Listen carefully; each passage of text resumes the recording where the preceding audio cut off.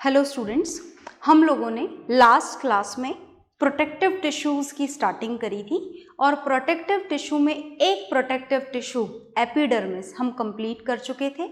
आज की क्लास में भी हमको प्रोटेक्टिव टिश्यू ही स्टार्ट करना है। तो जो प्रोटेक्टिव टिश्यू हमको स्टार्ट करना है बहुत सिंपल सा टिश्यू है, वो बहुत ज़्यादा नहीं पढ़ना है आपको इस नेक्स्ट प्रोटेक्टिव टिश्यू के बारे में। और इसका नाम क्या है? इसका नाम है कॉक। तो नेक्स्ट प्रोटेक्टिव टिश्यू हमको पढ़ना है कॉक। तो कॉक क्या है, कहाँ पर प्रेजेंट होता है, सुनिएगा ध्यान से। ये जो कॉक है, ये सबसे पहली बात तो कि ये जो कॉक टिश्यू है ये एक डेड टिश्यू है और डेड टिश्यू होने के कारण ये कैसी सेल से मिलकर के बना हुआ होता है? डेड सेल से मिलकर के बना हुआ होता है। कैसी सेल्स होती है? डेड सेल्स, बिल्कुल कॉम्पैक्टली अरेंज्ड डेड सेल से मिलकर के ये कॉक बना हुआ होता है। ये डेड सेल्स हैं, डेड सेल्स, ठीक है। और डेड सेल्स होने का मतलब आप समझते हैं? डेड सेल्स होने का मतलब क्या होता है? सुनते जाइए ध्यान से। डेड सेल का ये बना हुआ होता है और डेड सेल्स का मतलब है दे don't have any living protoplasm. इनके अंदर जो लिविंग कंपोनेंट होते हैं सेल के, is it okay, living protoplasm जो होता है, भूले तो नहीं ना प्रोटोप्लाज्म क्या होता है? Protoplasm is the combination of cytoplasm and nucleus, is it okay.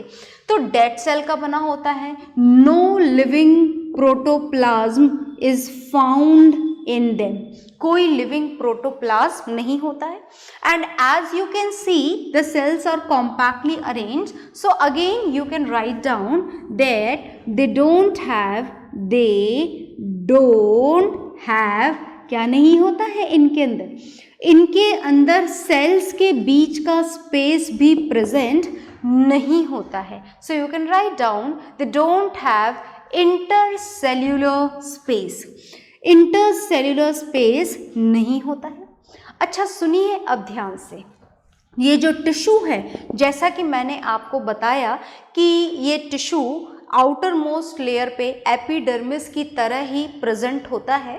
तो ये जो टिश्यू है, इस टिश्यू के ऊपर एक और लेयर डिपॉजिट हो जाती है। इस सेल में से एक बड़ी मोटी सी लेयर इस टिश्यू के ऊपर प्रेजेंट होती है और ये जो लेयर है ये किसकी होती है? ये लेयर एक ऑर्गेनिक सब्सटेंस की प्रेजेंट होती है और इस ऑर्गेनिक सब्सटेंस का नाम होता है सुबेरिन। क्या नाम होता है? सुबेरिन। तो you can write down an organic substance is deposited on it. An organic substance, ध्यान से देखते जाइएगा, an organic substance is deposited on it, एक organic substance deposit होता है, deposited on it, इसका नाम क्या है? which is known as suberin, is it okay? which is known as suberin, is it okay? और दूसरी खास बात इसकी ये है कि ये टिश्यू जो होता है, this is fully impermeable for water and all the gases. तो आप यहाँ पर लिख देंगे कि ये टिश्यू कैसा होता है? This tissue is impermeable. कैसा टिश्यू होता है ये? इम्परमिएबल टिश्यू होता है। अच्छा, इम्परमिएबल का मतलब तो पता है ना, सेल में पढ़ा था हमने, पर मैं दोबारा बता देती हूँ। Which does not allow the things to pass through it is known as impermeable. तो जो कॉक होता है कैसा होता है? इम्परमिएबल। अच्छा एक बात और सुनिएगा कि ये जो सुबेरिन होता है, ये जो मटेरियल प्रेजेंट है इस कॉक के ऊपर डिपॉजिटेड, ये सुबेरिन मटेरियल इस कॉक को कैसा बना देता है? हार्ड बना देता है। Is it okay?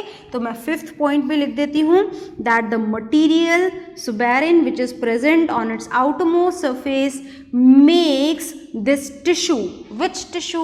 Kock tissue, makes it hard, बहुत हार्ड बना देता है। ये किसको हार्ड बना देता है? कॉक को हार्ड बना देता है।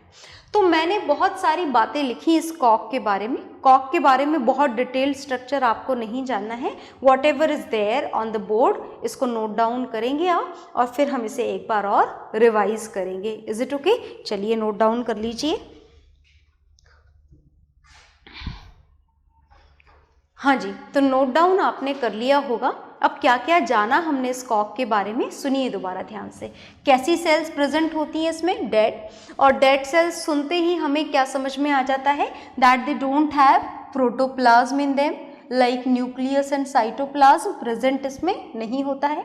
As we can see from the given figure, they don't have even the intercellular spaces between them, that means the cells are compactly arranged, बिल्कुल टाइटली पैक्ड होती हैं सेल्स। आगे देखिए, नेक्स्ट हम पढ़ने जा रहे हैं an organic substance is deposited on it. पूरे टिश्यू के ऊपर आउटर मोस्ट लेयर जो होती है टिश्यू की, एक organic substance, organic fatty substance से कवर्ड होती है।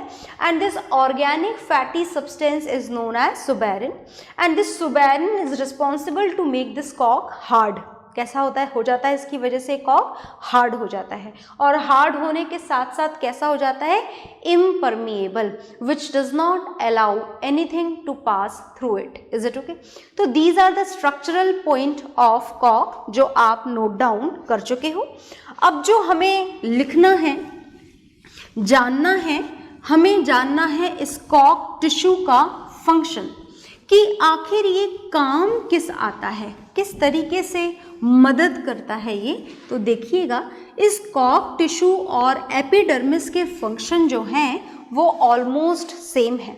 एपिडर्मिस के भी जो काम थे वो काम था प्रोटेक्शन प्रोवाइड करना, और कॉक के भी जो काम हैं उन कामों में से एक काम है पेड़ को, प्लांट को प्रोटेक्ट करना। Is it okay? तो आप लिखेंगे इट प्रोटेक्ट्स द प्लांट। ये क्या करता है? प्लांट को प्रोटेक्ट करता है। It protects the plant. किससे प्रोटेक्ट करता है? फ्रॉम वाटर लॉस, पानी का लॉस होने से बचाता है, एज इट इज इम्परमिएबल। और किससे प्रोटेक्ट करता है? फ्रॉम इन्फेक्शंस, इन्फेक्शन होने से भी बचाता है। कौन बचाता है? कॉक टिश्यू बचाता है। आई बात समझ में? दूसरी बात ये है कि ये जो कॉक है ये इकोनॉमिकली बड़ा इंपॉर्टेंट है। इकोनॉमिकली ये क्यों इंपॉर्टेंट है? क्योंकि कॉक की एक खास बात है। क्या खास बात है? कि ये जो कॉक है ये इंसुलेटर होता है। किसका इंसुलेटर होता है ये?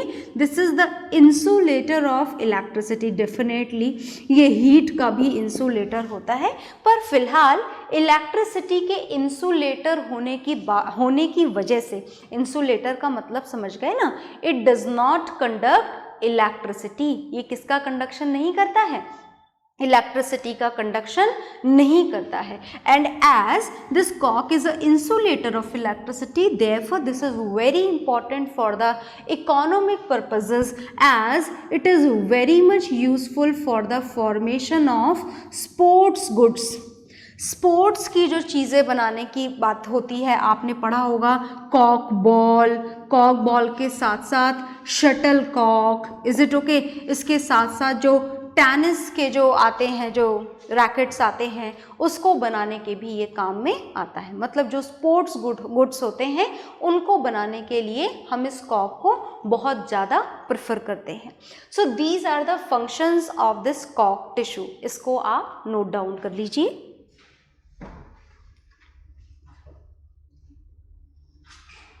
हाँ जी, इन फंक्शंस को आपने नोट डाउन कर लिया होगा। और इसी के साथ में हमने जो दो प्रोटेक्टिव टिश्यूज़ पढ़े हैं ये हमने ख़त्म कर लिए हैं। मैं दोबारा से आपको याद दिला दूं कि प्रोटेक्टिव टिश्यूज़ का जो काम था, जो मेन फंक्शन था, वो क्या था? प्रोटेक्शन प्रोवाइड करना। और जो नेक्स्ट टिश्यू हम पढ़ने जा रहे हैं, बहुत ध्यान से सुनेंगे आप इस टिश्यू के बारे में, क्योंकि इसके बड़े सारे नाम हैं। उन बड़े सारे नामों में से एक नाम मैं फिलहाल आपके सामने लिखने जा रही हूं। This is parenchyma. Parenchyma is a part of simple permanent tissue. किसका हिस्सा है ये? ये हिस्सा है सिंपल परमानेंट टिश्यू का। बहुत ध्यान से सुनते जाएंगे आप सारी बातों को। सिंपल परमानेंट टिश्यू का ये पार्ट है। ओके, चलिए हम इस टिश्यू का स्ट्रक्चर बना लेते हैं। तो देखिए टिश्यू है, और टिश्यू क्या होता है? Tissue is a group of cell. मतलब पैरेन्काइमर टिश्यू भी किससे मिलकर बना हुआ है? सेल से मिलकर बना हुआ है। तो चलिए हम पैरेन्काइमर टिश्यू की सेल्स बना लेते हैं। देखिएगा ध्यान से, ये हम बनाने जा रहे हैं पैरेन्काइमर टिश्यू की cells. They may be round, may be oval, may be hexagonal, may be polygonal. इतने सारे शेप इस पैरेन्काइमर टिश्यू के पॉसिबल हैं। तो मैंने ये क्या बनाया आपको समझ में आ गया होगा। ये बड़ी सी आउटर मोस्ट लेयर जो हमने सेल की बनाई है, ये क्या है? Cell wall. और इसके अंदर की जो लेयर हमने बनाई है, ये क्या है? ये है सेल मेम्ब्रेन। इस सेल मेम्ब्रेन का एक नाम और होता है। क्या नाम होता है इस सेल मेम्ब्रेन का? Plasma membrane. और एक बड़ा सा वैक्यूल इसके अंदर प्रेजेंट होता है। तो आप लिख दें यहीं पर कि it has a very large vacuole, बड़ा सा वैक्यूल और छोटा सा न्यूक्लियस। तो ये क्या बनाया हमने? ये हमने बना दिया न्यूक्लियस। और इस बची हुई जगह पर साइटोप्लाज्म क्या प्रेजेंट होता है? साइटोप्लाज्म। और वो भी कैसा cytoplasm? A very dense cytoplasm. तो जो बेसिक स्ट्रक्चर बनाना था वो हमने बना लिया, पर ये तो हमने सेल बनाई है, हमको सेल थोड़ी ना बनानी है, हमको तो टिश्यू बनाना है। और अगर टिश्यू बनाना है तो थोड़ी सेल्स और बनानी होंगी। ये हमने सेल और बना दी, ये हमने और बना दी, आप और बना दीजिएगा, और जितनी मर्जी आए उतनी बना दीजिएगा। अब अगर आप ये सोच रहे हो कि मैंने ये सेल ऐसी क्यों बनाई है, इसमें तो ना न्यूक्लियस है और ना वैक्यूल है और ना कुछ और है, तो मैं ये सब नहीं बनाऊंगी, मैंने एक में बना दिया है। अगर आपकी इच्छा हो तो आप बाकी सब में बना दें, और अगर आपकी इच्छा ना हो तो आप भी ऐसे ही बना सकते हैं जैसा मैंने बनाया है। Is it okay? अब देखिए ध्यान से, इस फिगर को देखकर हमें और क्या समझ में आ रहा है? तो और हमें ये समझ में आ रहा है कि इसमें ये है, क्या है ये है intercellular space, the space between the cells. तो इस स्पेस को हम क्या नाम देंगे? इस स्पेस को हम नाम देंगे इंटरसेल्यूलर स्पेस। तो इतनी सारी बातें हमें पैरेन्काइमर टिश्यू के बारे में पता लग गई हैं। तो जो पता लगी हैं उनको हम लिख लेते हैं। तो हम पैरेन्काइमर टिश्यू के स्ट्रक्चर के बारे में लिखने जा रहे हैं। अच्छा सुनिएगा ध्यान से, हम स्ट्रक्चर के बारे में लिखेंगे तो सही। अगर एग्जाम में आपसे कभी भी किसी भी टिश्यू का या किसी भी चीज़ का स्ट्रक्चर पूछा जाए तो बिना बोले ही आपको एक लेबल्ड डायग्राम बना देना होता है। बोलने का वेट नहीं होता है, इसमें तो लिखा ही नहीं है explain the structure of parenchyma. अगर सिर्फ इतना भी क्वेश्चन हो तो हमें ये डायग्राम बनाना होता है स्ट्रक्चर में। Is it okay? आ गई बात समझ में? और अगर लिखा है कि explain the structure of parenchyma with a neat label diagram, फिर तो वैसे ही कोई डाउट नहीं है, फिर तो बनाना ही है ना। चलिए आगे आ जाइए। तो हमें पैरेन्काइमा के स्ट्रक्चरल पॉइंट्स लिखने हैं, तो हम लिखने जा रहे हैं यहाँ पर। सबसे पहले हम लिखते हैं सेल के शेप के बारे में। तो सेल का शेप कैसा है? दे आर राउंड भी हो सकता है और ओवल भी हो सकता है, राउंड और ओवल इन शेप। तो फर्स्ट पॉइंट हमने लिख लिया। सेकंड पॉइंट लिखते हैं, चलिए। तो सेकंड पॉइंट जो हम लिखेंगे वो हमें दिखाई दे रहा है। क्या दिखाई दे रहा है? They have intercellular space. Intercellular space तो मतलब आप यूं बोले कि खूब सारा होता है पैरेन्काइमा के अंदर, है ना। आ गई बात समझ में? आगे चलिए। तीसरी बात जो इनकी खास बात है वो ये है कि ये जो टिश्यूज़ हैं इनके अंदर क्या प्रेजेंट होता है, सेल्स के अंदर क्या प्रेजेंट होता है? They have a very large, क्या, अच्छा कंफ्यूज मत हो जाइएगा, ये यहाँ तक लेबलिंग चल रही है हमारी, इज इट ओके? ऐसे कर देते हैं इसको, ठीक है?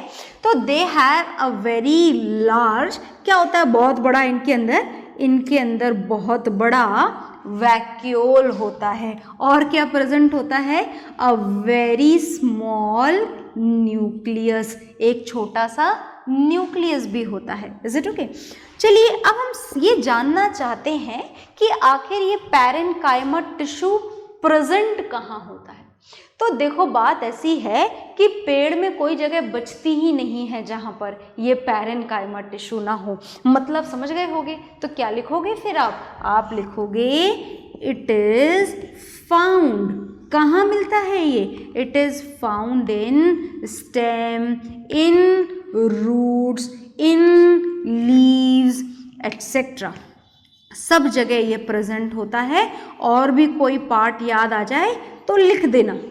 आ गई बात समझ में? So these are the points of structure of parenchyma tissue, these are the points, this is the structure, draw this diagram, write down these points, and then we will know about the functions of this parenchyma tissue. तब तक आप note down कर लीजिए।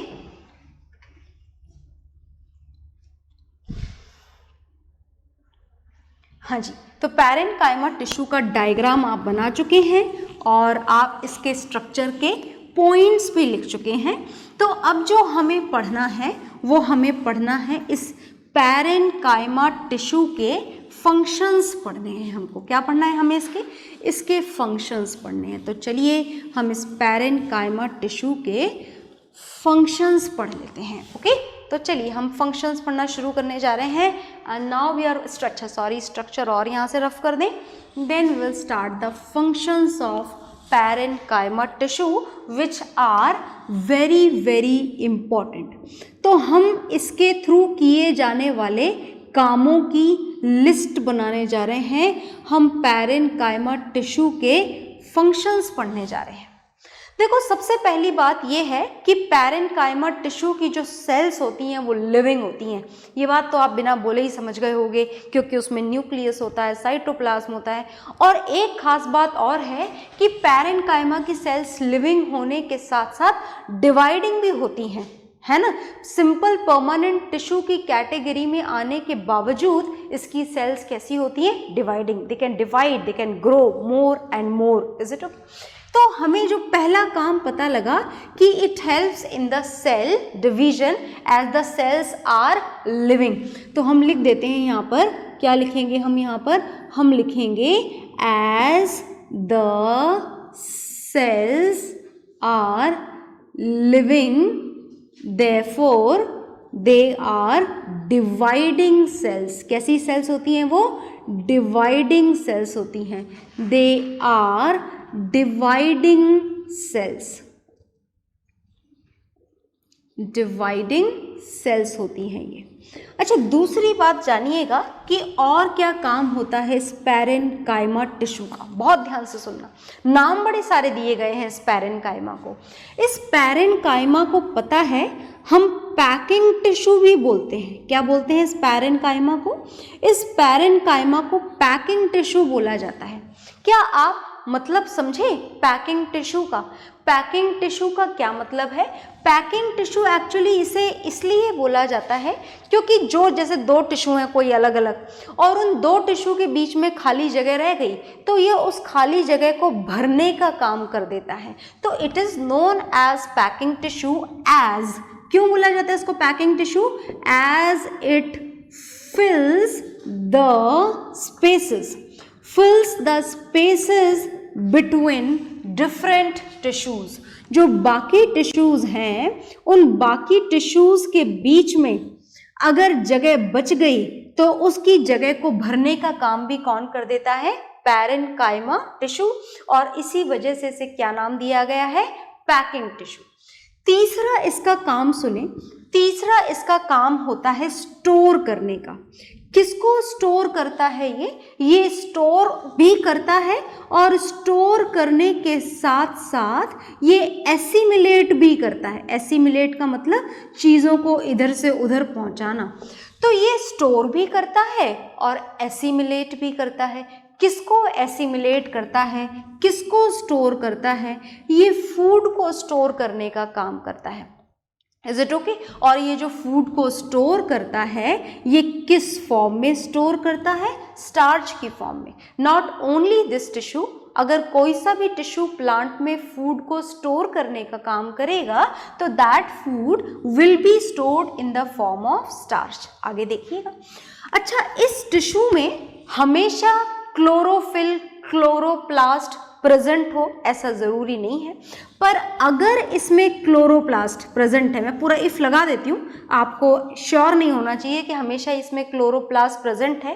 If chloroplast is present in them, अगर इसमें chloroplast present है, if chloroplast is present in them, अगर इसमें प्रेजेंट है, इन दैट कंडीशन आप समझ गए होंगे कि अगर क्लोरोप्लास्ट है तो ये क्या कर सकता है, बिल्कुल हमें पता है, देन इट मे परफॉर्म, क्या परफॉर्म करेगा ये बताइए जरा।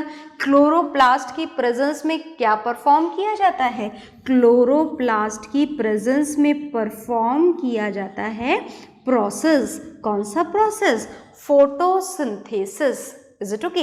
And if photosynthesis is going to be done by parenchyma, in that condition it will be known as, it is known as, क्या बोलेंगे फिर उस कंडीशन में हमको? In that condition it is known as, इसका नाम ही बदल देते हैं हम, इसका नाम हम रख देते हैं क्लोरेनकाइमा। क्या बोला जाता है उस कंडीशन में? इसको, उस कंडीशन में इसे बोला जाता है क्लोरेनकाइमा। पैरेनकाइमा का नया नाम है ये। आगे देखिए। अच्छा देखो, कई बार क्या होता है, आपने देखा कि पैरेनकाइमा टिश्यू में जो इंटरसेल्यूलर स्पेस होते हैं वो कैसे होते हैं? बहुत ज़्यादा होते हैं। और जो इतने सारे इंटरसेल्यूलर स्पेस होते हैं उसकी वजह से आप यूँ कह सकते हैं कि इस पैरेनकाइमा में बहुत सारे एयर स्पेसेस होते हैं, और ये एयर स्पेसेस बहुत ज़्यादा बढ़ जाते हैं अगर किसी एक्वेटिक प्लांट की बात की जाए। Is it okay? Aquatic plant जैसे कि फॉर एग्जाम्पल हाइड्रिला। तो hydrilla is an example of aquatic plant, and when this parenchyma is found in this aquatic plant hydrilla, then it has a lot of air spaces which makes it buoyancy। जो कैसा बना देता है इसको? buoyancy बना देता है ना ऊपर की तरफ, ताकि ये पानी में क्या कर सके?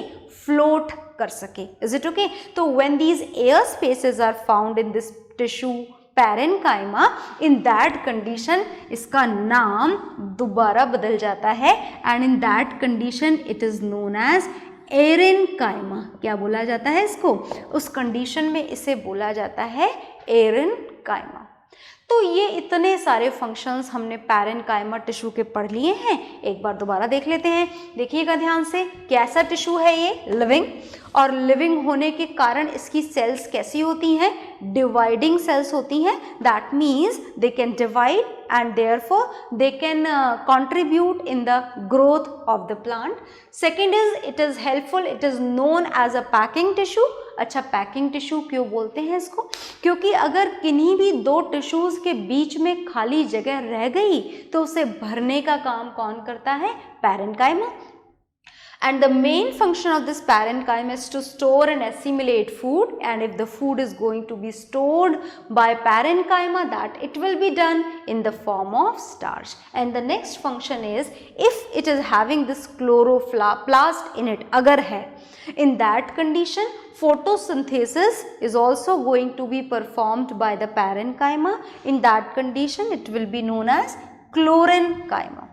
और इसके जो इतने सारे एयर स्पेसेस हैं ये और ज़्यादा बढ़ जाते हैं कौन से प्लांट्स में? एक्वेटिक प्लांट्स में। और ऐसा क्यों होता है? ताकि उसकी लीव्स, उसका स्टेम कैसा हो जाए? बायंसी हो जाए, हल्का हो जाए और वाटर में फ्लोट कर सके। And when this parenchyma is having air spaces in it, in that condition it is known as aerenchyma.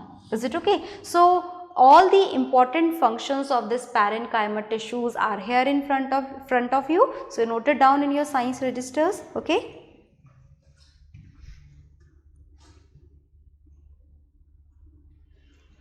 तो इसको आप नोट डाउन कर लेंगे और इसको नोट डाउन करने के बाद में लर्न भी करेंगे, इज इट ओके। और इसके बाद में जो नेक्स्ट टिश्यू है कॉलेनकाइमा, वो हम लोग नेक्स्ट क्लास में पढ़ेंगे। Okay, bye everyone.